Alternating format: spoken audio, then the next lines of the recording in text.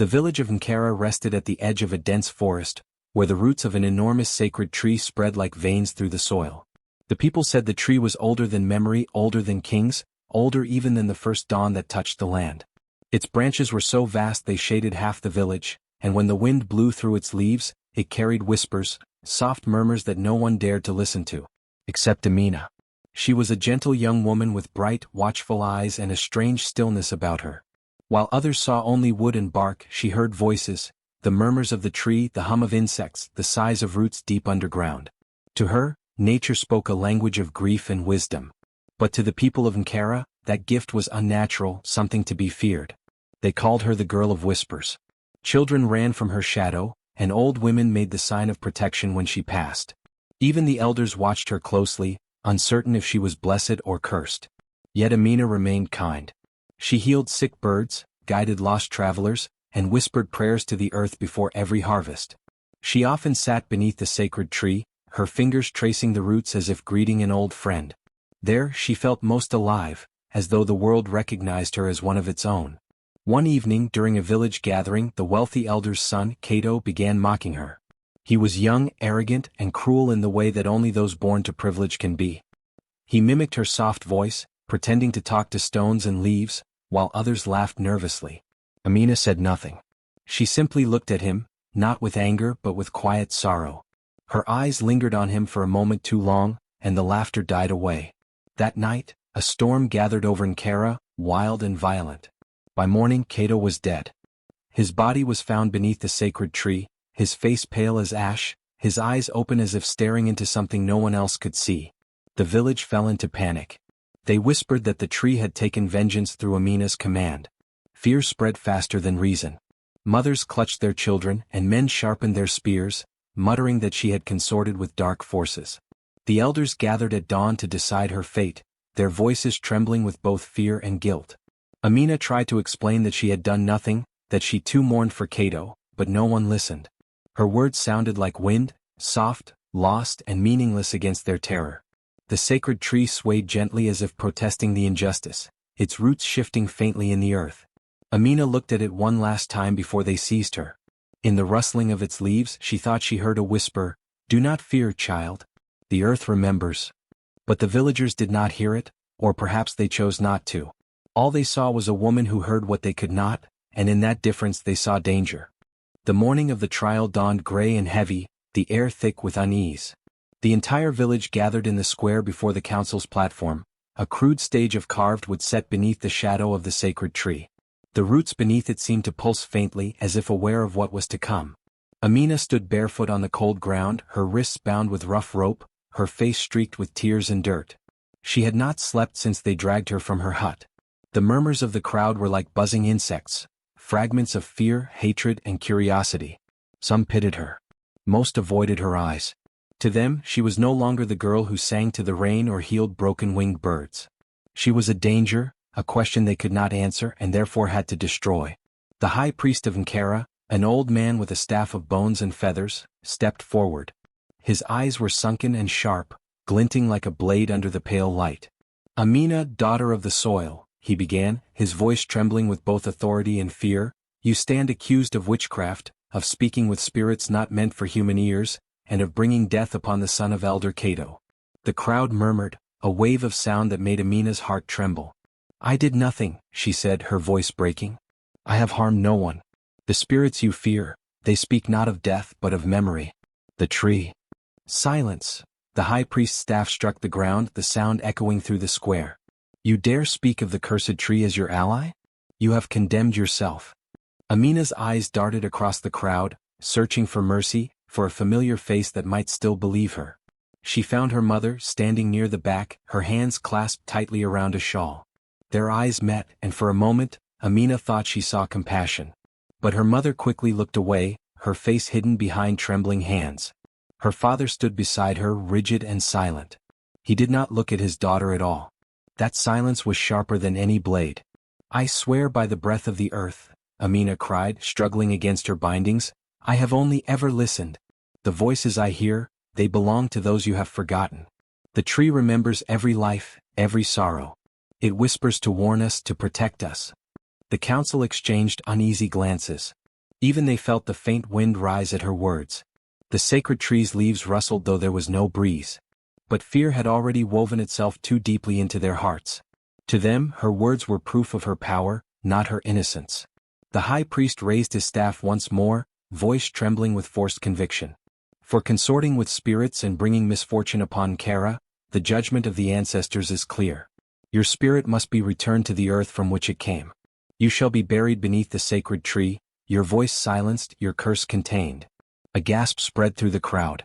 Burial beneath the tree was not a ritual of honor, but of fear, a punishment meant for those believed too dangerous to burn or exile. The belief was that such a soul, buried close to the roots of the sacred tree, would be absorbed by the earth and purified, unable to rise again. Amina's knees buckled. "Please," she whispered, looking toward her family once more. "Mother, please, you know me." But her mother only wept quietly into her shawl. Her father turned his back. The guard stepped forward and seized Amina's arms. As they dragged her away, the villagers began to chant prayers for protection. The high priest's voice rose above them all, cold and certain. As the sun began to set, the wind stirred again, faint but insistent. The leaves of the sacred tree trembled as though crying out in protest.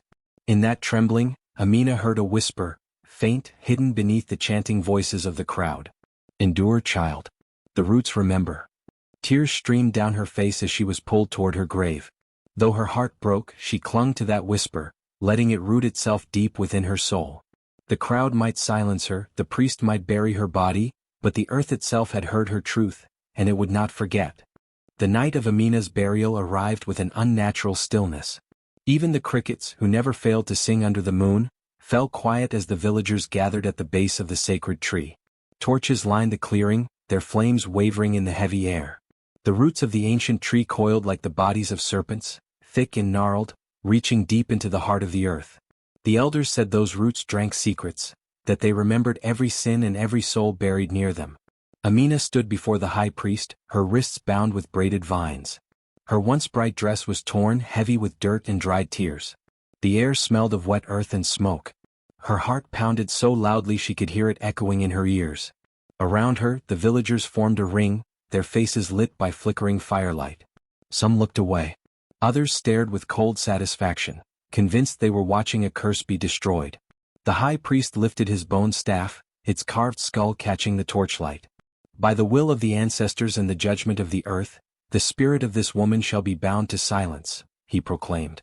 "May her breath feed the roots and may her memory fade with the night."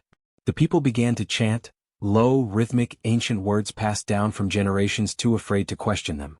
The sound rose and fell like waves, growing louder as two guards seized Amina by the arms and led her toward the pit dug at the base of the tree. It was shallow at first glance, but she could see the dark spiral of roots descending into the soil like veins. The scent of the earth was strong, alive, almost breathing. "Please," Amina whispered, her voice hoarse. "If you bury me, the earth will not rest. The tree knows my name. It knows the truth." No one answered. Her mother stood among the women, her face hidden beneath her shawl. Her father's hands were clenched tight around his staff, but he did not move. The guards pushed Amina to her knees beside the pit. Her fingers brushed against the soil, it was warm. For a moment she felt it pulse, faintly like a heartbeat. A flicker of calm passed through her. The tree seemed to murmur again in her mind, faint but certain, "You are not alone." The high priest motioned for silence. The chanting ceased. Only the hiss of torches remained. "Return her to the soil," he commanded. Rough hands pushed her into the pit. The first handful of dirt struck her shoulder like a slap. Another fell, then another, until the air grew heavy with dust. The villagers resumed their chanting, this time louder, faster, desperate to drown out any sound she might make. The soil reached her waist. She tried to lift her head toward the stars, but all she could see were shifting shadows and the outline of branches reaching above her like arms in mourning. "Please," she cried out, her voice cracking. "I am not your curse. I am your warning." But her words only made them chant louder. Her screams were swallowed by the night. As the soil reached her chest, Amina felt the roots begin to stir. Thin tendrils brushed against her skin, cold and alive. They wound around her arms, her legs, her hair, not to harm but to hold. Her heart raced, but the roots pulsed in rhythm with it, a strange and ancient comfort. The last handful of soil fell across her face. Darkness closed in. Her breath grew shallow, her chest heavy. Through the muffled silence, she could still hear the chanting, but it seemed far away now, as though the world above had drifted beyond her reach. Tears slipped from her eyes, warm against the cold earth. Each drop sank into the soil and vanished among the roots. And where they fell, the roots quivered, awakening something deep, something buried long before Amina's time. Her body trembled, her fingers twitching weakly as the roots wrapped around her like a cocoon. In her final breath, she whispered not a plea but a promise, "I will rise in the breath of the leaves." The moment her heart stopped, a strange stillness swept through the clearing. The torches flickered violently and the wind, which had been calm all night, suddenly circled the tree in a slow spiral. It whispered faintly, almost like her name. The villagers froze, their chanting faltering. The high priest frowned, uneasy, his staff trembling slightly in his hands. "It is done," he said, but his voice lacked conviction. They left quickly after that, returning to their homes, desperate to escape the strange silence that hung over the sacred tree. Not even the owls dared to cry that night. But as the moon climbed higher, its silver light fell upon the mound of freshly turned soil. The ground shifted ever so slightly as though breathing. The roots below began to pulse with a soft, eerie glow. And in the faint whisper of wind that lingered, a single word rose again and again, carried through the leaves like a secret no burial could keep. Mina. Days passed, and Kara tried to return to its ordinary rhythm, but the air itself seemed to hum with unease. The sacred tree, once a place of reverence and calm, had changed. Its leaves shimmered faintly at dusk as if catching a light unseen by the human eye. The villagers told themselves it was just the reflection of the sun, a trick of the wind. But as night fell, that shimmer deepened into something else, a subtle glow that pulsed like a heartbeat. At first, no one dared to speak of it aloud. Yet whispers spread like wildfire. Children who played too close to the tree began returning home pale and trembling. They said they heard a woman's voice calling softly from the branches, speaking their names with tenderness and sorrow. "Come closer," the voice would whisper. "The earth remembers you." Parents scolded them for making up stories, but fear lingered in their eyes. By the third night, no child dared to pass near the clearing even in daylight. Animals sensed it more sharply than people did. Goats refused to graze near the roots. Birds, once nesting happily among the branches, had vanished altogether. Even the dogs, loyal and fearless, would whimper and turn away when the wind carried the faint rustle of the leaves. The sacred tree that once stood as a symbol of protection now radiated something both mournful and mighty, a quiet defiance. Inside the council hall, the elders whispered among themselves. "It is the curse," one said. "Her spirit refuses to rest." Another muttered, "We buried her too close to the heart of the roots. The tree has taken her voice." The high priest sat apart from them, his eyes hollow, his hands trembling around his staff. He had not slept in days. Each time he closed his eyes, he saw the same vision, roots crawling across the floor of his hut, slithering up his legs, coiling around his chest. He would wake drenched in sweat, convinced that the soil beneath his mat was breathing. On the fourth night he dreamt again, this time clearer. He stood in the clearing before the sacred tree. The wind howled and the roots rose like serpents from the ground. From the shadows, Amina emerged, her body woven with vines, her hair laced with glowing leaves, her eyes deep pools of green light. "You buried me," she said softly. "But the earth does not forget." Her hand reached toward him, and before he could cry out, the roots surged upward, wrapping around his throat. He woke screaming, the echoes of her voice still ringing in his ears. At dawn, he went to the clearing, desperate to prove to himself it was only a dream. The morning mist clung to the ground, thick and pale. When he reached the tree, he saw something that made his heart stop. The mound where Amina had been buried was no longer smooth. The soil had cracked open slightly, and from within it grew small shoots of green, glowing faintly as if touched by moonlight. He fell to his knees, clutching his staff. "Forgive us," he whispered, though no one was there to hear. The tree answered with a low creak, the sound of wood shifting against wind, or perhaps something deeper, something alive beneath the bark. That night, the villagers heard the wind move through the leaves again. But this time it did not sound like mere rustling. It was rhythmic, almost like words carried on breath. Those who listened closely could swear they heard her name whispered over and over, soft as a lullaby yet sharp enough to pierce dreams. Mina. And from that night forward, Ankara slept uneasily. Every whisper of wind through the sacred tree carried the same quiet truth. The earth had remembered what they tried to bury. The days turned to weeks, and what began as whispers became dread. The people of Ankara could feel it. the sacred tree no longer watched over them. It watched through them. The same branches that once blessed their fields now moved with eerie intent, as though sensing their fear. The villagers began to speak Amina's name only in hushed tones, afraid the wind might carry it back to her. Some swore that if you listened closely at night, you could hear her voice sighing through the leaves, soft and sorrowful, a lullaby turned lament. Then, slowly the village began to wither. The first signs came with the crops. The fertile soil of Ankara had always been generous, yielding yams and maize that filled their granaries. But after Amina's burial, the fields grew stubborn. The stalks that sprouted early yellowed before ripening. Leaves curled inward as if recoiling from sunlight. No matter how much the farmers prayed, no rain fell upon their lands. When the wind did come, it carried a strange chill and a faint sound, the echo of a name whispered again and again through the fields. Amina, Amina. The well soon followed. One morning, women went to fetch water and found the buckets rising heavy with mud instead of clarity. The oldest well, near the heart of the village, began to smell faintly of earth and flowers, the same scent that once clung to Amina when she worked with herbs. Within a few days the water turned undrinkable. Livestock grew weak, their ribs showing through their skin. The air itself seemed to grow heavier, as if weighed down by invisible grief. The high priest ordered daily rituals to appease the ancestors. Drums echoed through the nights and fires burned at every crossroads.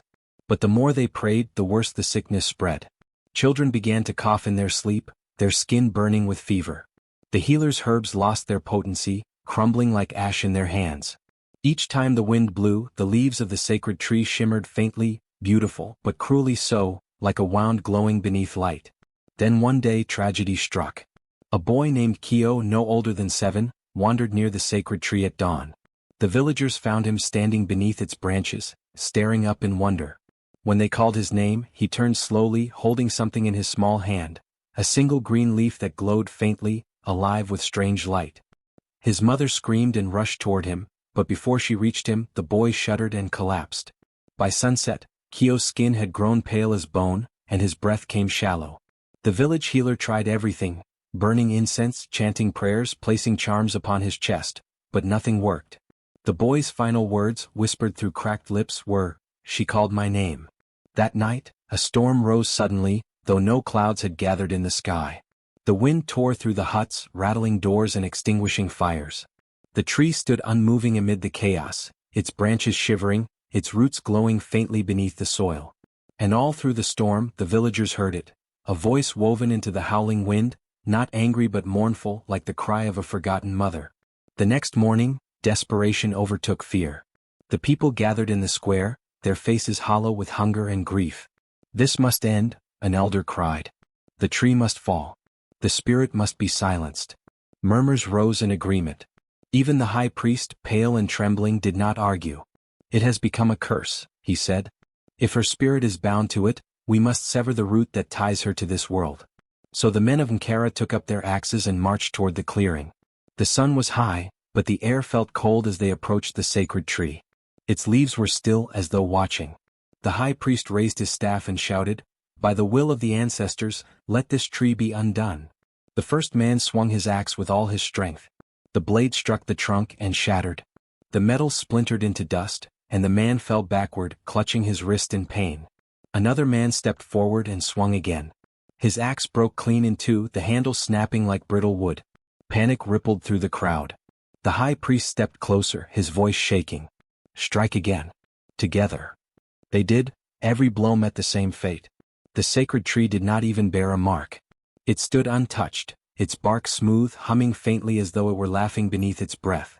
Then came the wind, slow at first, curling around their feet, then rising into a spiral that tore at their robes and filled their ears with 1,000 whispering voices. The people fell to their knees, covering their faces, and from the heart of that wind came a single, unmistakable voice, Amina's. "You fed me to the earth," it said, soft and deep, echoing through the branches. "Now the earth feeds on you." The wind died as suddenly as it had risen. The clearing fell silent. The villagers stumbled back, leaving their broken tools scattered like offerings. The high priest dropped his staff, his hands trembling violently.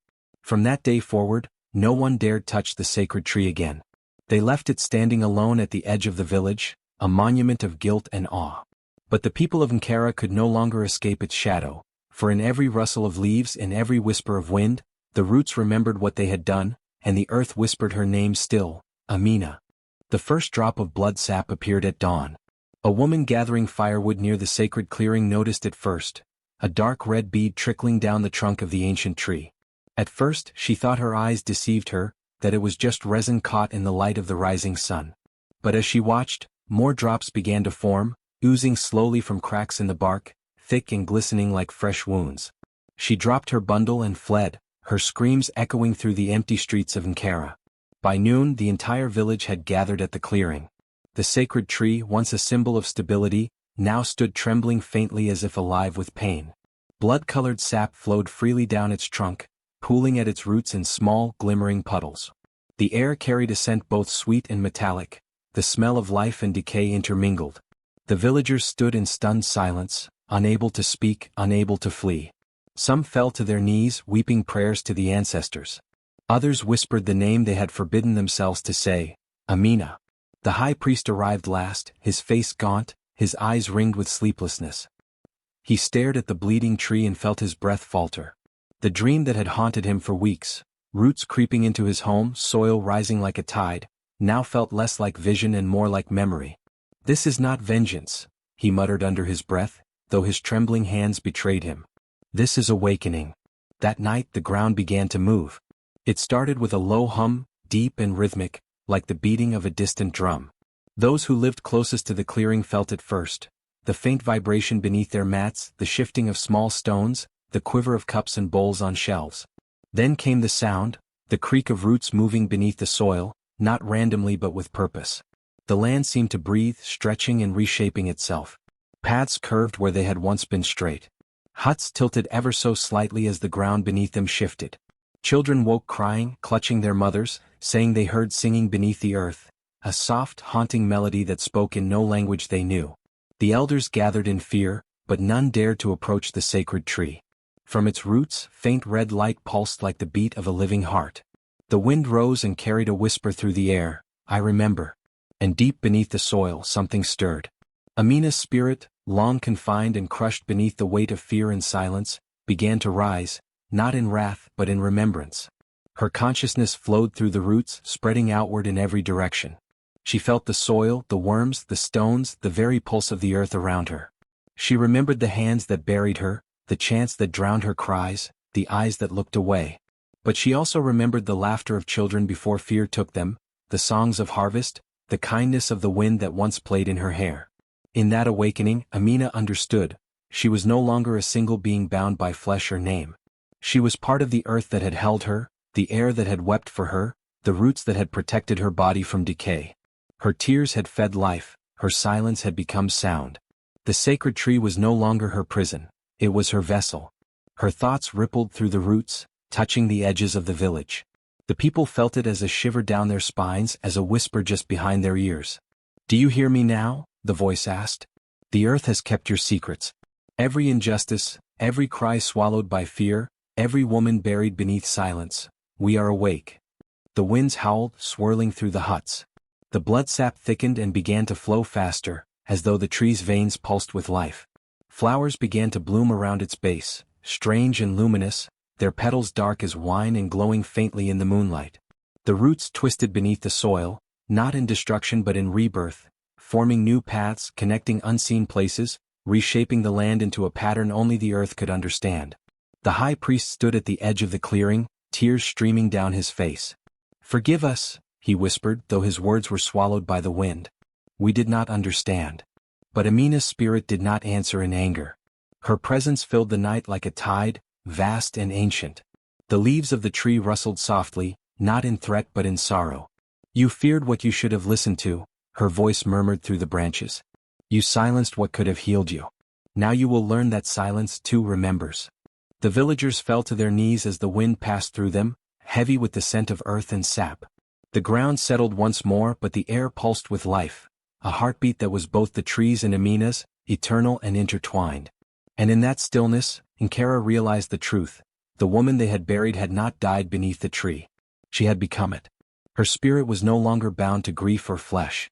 She was the whisper in the wind, the pulse in the soil, the breath of the land itself, the voice of every forgotten soul that had ever cried out and been buried in silence.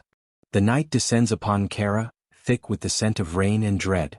Thunder rolls like drums of justice, and every villager senses that something ancient has awakened. The sacred tree trembles though no wind moves. Beneath its gnarled trunk, the soil heaves like a living chest taking breath. Then, with a groan that shakes the earth, the ground splits apart. Roots, thick, twisting, glistening with blood-red sap, burst through the soil, crawling across the village like serpents returning home. Children scream and flee, elders fall to their knees, calling upon forgotten gods. The roots do not stop. They slither into huts, wrap around fences, and crush the altars built to silence her name. Each root seems to move with purpose, searching, remembering, reclaiming. The high priest rushes to the council hall, where trembling men huddle behind sacred symbols that no longer hold power. "Burn it," he cries, voice breaking with fear. "The tree must die before it consumes us all." The men grab torches and rush into the storm. But as they reach the sacred tree, lightning cracks the sky, revealing the roots pulsating like veins, carrying a strange light through the earth. When the first torch touches the trunk, the flames change color, turning from gold to eerie green. The fire hums like a living thing, bending backward to consume the hands that held it. One by one the torches drop. The priest screams as his robe catches fire, the green flames licking his skin without burning, instead searing visions into his mind. He sees Amina bound beneath the soil, her eyes open in the darkness, watching him all these years.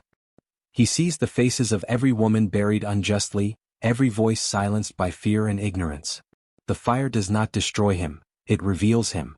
Then the roots rise higher, tearing through the earth's surface in great arcs. From their center, the sacred tree begins to glow. The bark splits open like flesh giving birth to light. And out of that radiance steps Amina. She is neither ghost nor corpse. Her form shimmers, half woman, half earth, her hair made of vines, her gown woven from leaves and mist. Each step she takes causes the ground to flower briefly before fading again. Her eyes glow with calm fury, not of hatred but of unshakable truth. The storm bends around her, as though nature itself recognizes its queen. The villagers fall to the ground in awe and terror. "Forgive us," someone whispers, but Amina does not speak. Her voice instead travels through the wind, echoing from every branch and leaf. "You buried me beneath the roots of silence. Now hear the truth you tried to hide." The roots tighten around the homes of the guilty, the priest, the council, and those who once cheered her burial. Walls collapse, idols fall, and the earth reclaims the stones they built upon lies. Yet not all suffer. The innocent, the children, the widows, the kind-hearted, are left untouched.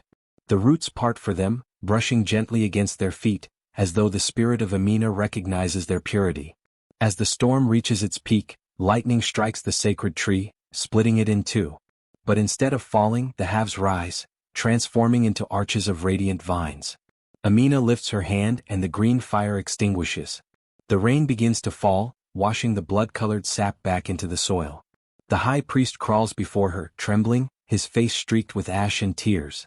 "Spirit of the tree," he pleads, "what do you want from us?" Amina looks down upon him. For a moment, silence hangs heavy.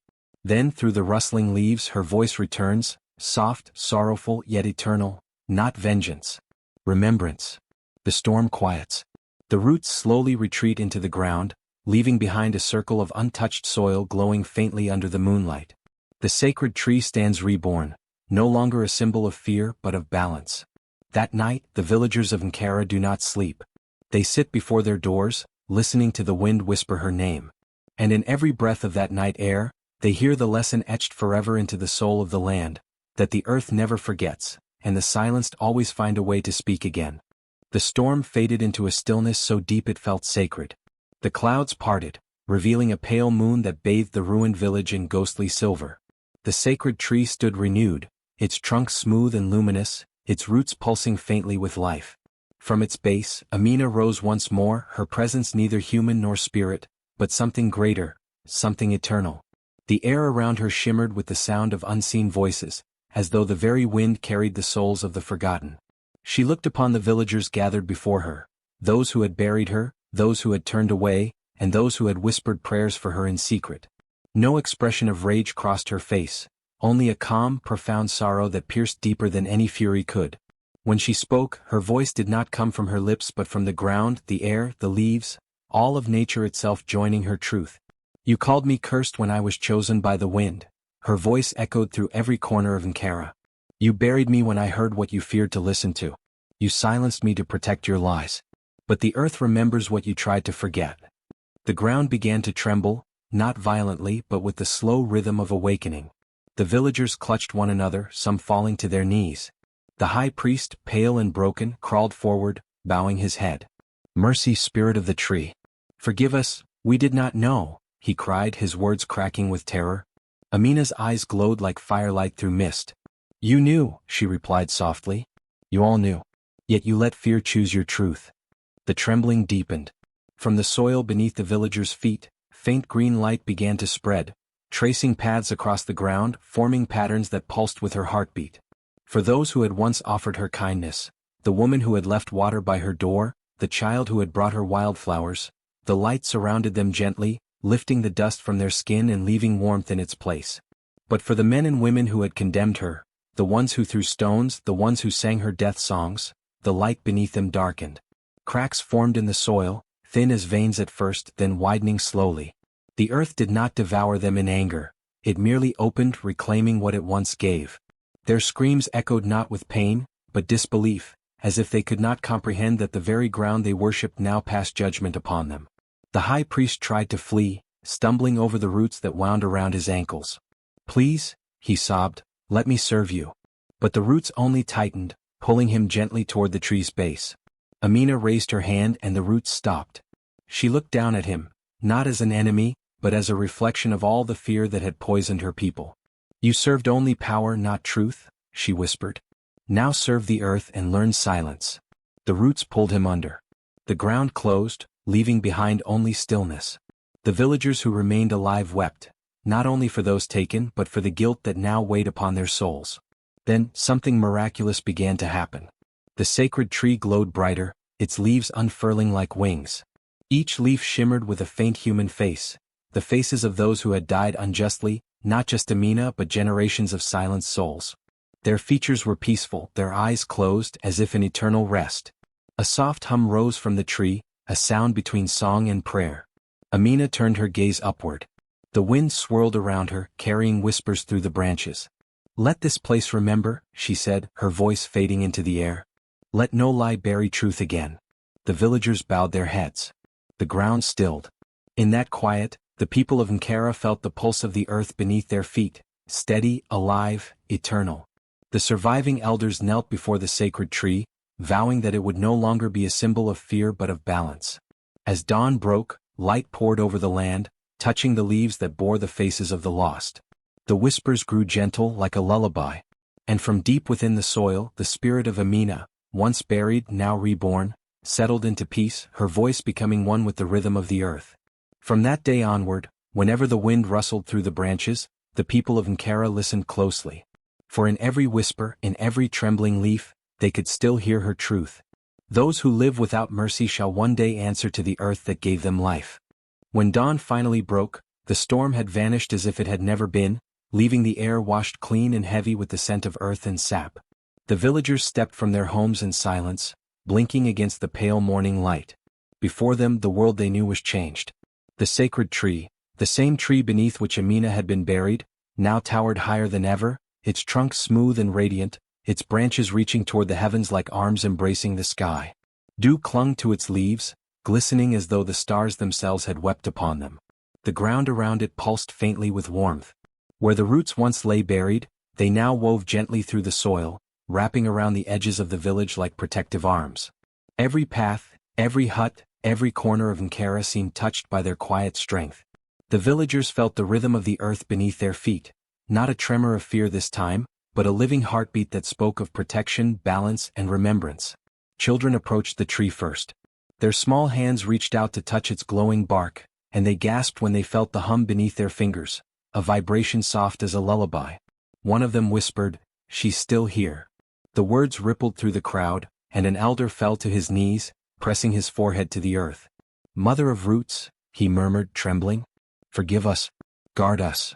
Soon the people of Ankara began to gather offerings. Clay bowls filled with honey and grains, garlands of fresh blossoms, and carved wooden figures were laid at the base of the tree. The villagers sang softly, not out of fear but reverence. The melody rose and fell like the sighing wind, the same rhythm that had once carried Amina's voice.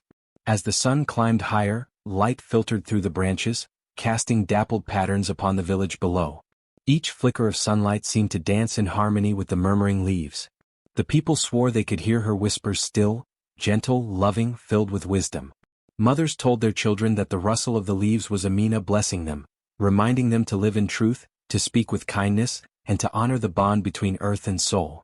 Over time, the sacred tree became the center of the village, not a symbol of punishment but one of unity. People came from distant lands to see the tree that shimmered at dawn and whispered at dusk. They brought seeds from their homelands, planting them around its roots, believing Amina's spirit would bless their harvests. The once fearful name of Ankara became a place of pilgrimage, where people came not to seek miracles but to remember the balance between the living and the earth that sustained them. Each year, on the night of the great storm's anniversary, the villagers gathered beneath the branches. They told the story of the girl who had been buried unjustly, the girl whose tears had awakened the roots. They called her Mother of Roots, Voice of the Soil, Keeper of Memory. Children grew up learning her song and they sang it with pride. The words spoke of love stronger than fear, of truth deeper than death. In the stillness that followed each song, the leaves of the tree would quiver, glowing faintly as though touched by unseen hands. Some said it was the spirit of Amina listening. Others said it was the earth itself, breathing in harmony with her. But all agreed on one thing, that from the day the storm passed and dawn broke, no one in Ankara ever forgot her name. For the sacred tree stood as both monument and promise, that what is buried in injustice may rise again in light, and that the earth in its quiet wisdom never forgets those who loved it truly. Years turned into generations, and the story of Amina became a living breath in the land of Ankara. Travelers who wandered through the kingdom at dusk often paused as the wind changed tone near the great tree. From afar, it looked like any other, its vast canopy spreading across the skyline, but those who drew near felt something shift deep within their chest. The air vibrated softly, carrying a low hum that resonated like a heartbeat beneath the earth. It was said that the tree sang to the dying light, its leaves rustling not from the breeze but from memory.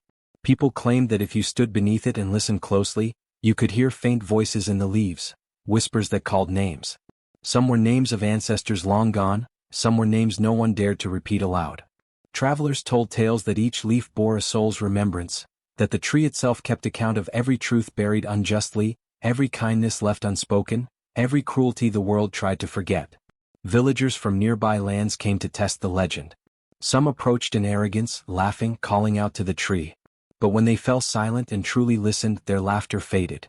A few swore they heard the voices of those they had wronged, a brother they betrayed, a mother they ignored, a friend they left to suffer alone. Others wept when the leaves whispered their own names, as though reminding them of a guilt they had hidden even from themselves. The people of Ankara never denied these tales. Instead, they welcomed the travelers and guided them to sit beneath the sacred branches. The Mother of Roots teaches through silence, they would say. Listen, and the earth will speak what hearts refuse to. The sacred tree had become not only a place of reverence but of reckoning, where the living met their truths without judgment, only reflection. As decades passed, Amina's story became more than legend. Her name was spoken in songs sung by mothers to their children. Do not let lies take root, for they grow thorns that wound the soul. Her tale spread across kingdoms, carried by merchants and wanderers who spoke of the tree that glowed under moonlight and hummed with voices of the past.